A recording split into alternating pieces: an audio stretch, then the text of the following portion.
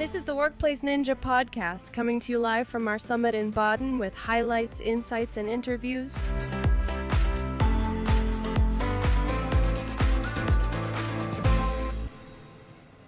So, and the last recording of the Workplace Ninja Summit 2023 is happening because I have only yellow shirts on the table. What up?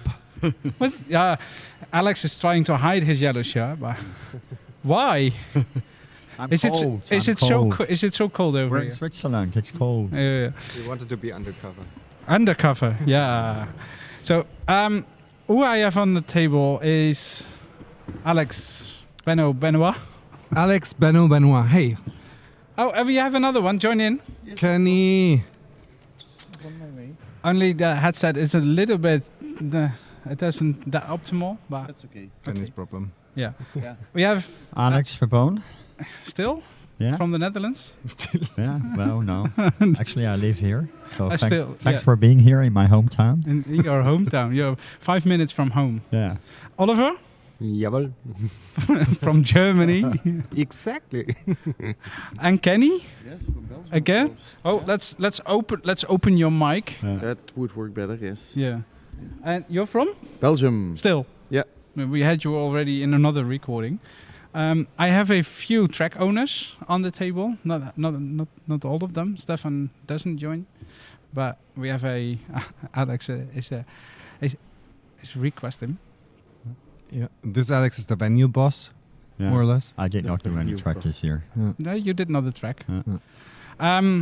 How does it go? As a recap, what was happening all the 3 days? Ollie. Oh, You can start. yes. So basically, I found my favorite session actually. Was Yeah? it a security session? No. It was actually How could it be? It was actually a session about macOS on a Microsoft conference. But it was really nice to see the new support in macOS they are delivering.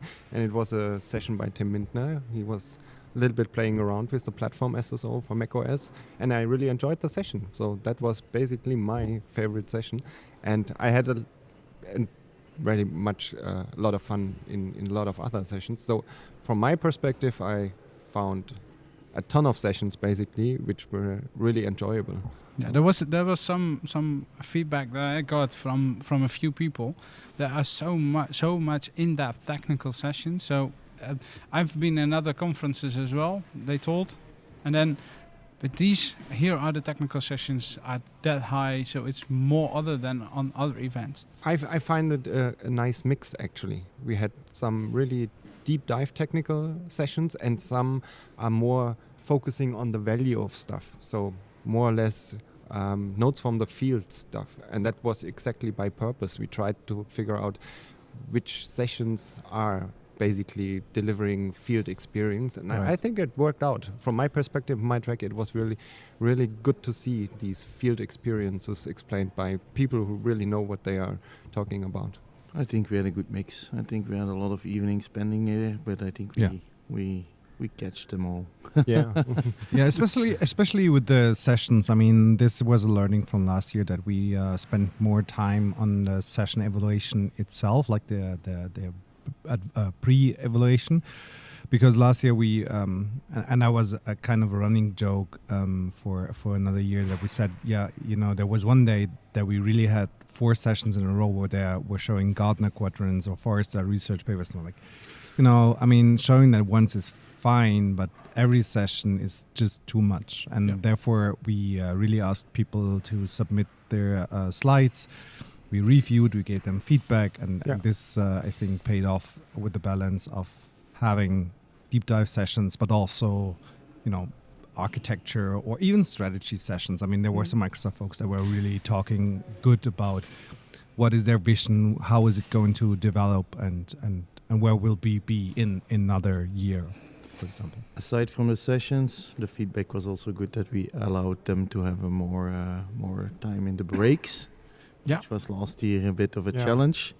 And now they can have small stuff, go to the toilet, have a smoke or whatever. I think they are really pleased, and that's what I picked up earlier about this area, sponsor area / community area. They say there is a specific vibe that they cannot explain themselves that mix and mingle with experts in the field, Microsoft people, but even just IT colleagues among them. You can just chat, talk, and discuss things. So yeah, and probably also a little bit hangover. Sometimes. For at least some of them. And I think one other benefit was also basically everybody was very approachable, right? I mean, we had this area here. There was no other area beside the large room in the first floor, but basically everybody was hanging around here. And I think also that drove the interaction between people, starting with small talk, having fun discussions, and I heard a lot of people not complaining, definitely not, but the venue was so good. Having such a big room where everyone is interacting with each other, the sponsors are there, the recordings are here. There's a Ninja Zone where everyone can sit down. Yeah, the venue is so good. That was positive feedback from many people. Yeah, good coffee. Yeah, good coffee. Was good. Yes, definitely. So, if I'm listening to this or viewing this, why should I attend next year? We already said, but what's the main reason for you, Kenny? I think the main reason is simply because you have so many peers you can talk to. You can definitely speak to a lot of Microsoft peers. We had a very good support from them. I thought you said beer. That too. Our let's say call it boss Mirko Kohlenberg is also a beer brewer. So yeah, we had also a lot of beers. But beers, yeah. But I think in that area of just community, I think people, they really have the opportunity to come with their challenges, to come with their questions to Microsoft. They will definitely listen. Maybe not implement the changes you want directly, but at least if you have a good business case and you can explain to them, you can talk to them, instead of going through the whole support channel, which we saw yesterday that, they experienced that as a bit of a, I wouldn't say an issue, but still a challenge to we had a recording with Lior, Bethany, Shavana about the community and how the marketing team, but also the product team, is helping and collecting all the feedback on an event, but also when we are back home on the socials and so on. So they are really taking care of the feedback that they hear. Maybe not directly, but indirectly, you will see that on a certain time in the products. But I think that's also why we are in a community, why we organize these kind of stuff. It will help us in his day-to-day job, I think. I only do it for the free beers all the week long. Yeah, that's also a good idea. Yeah, I didn't consider that.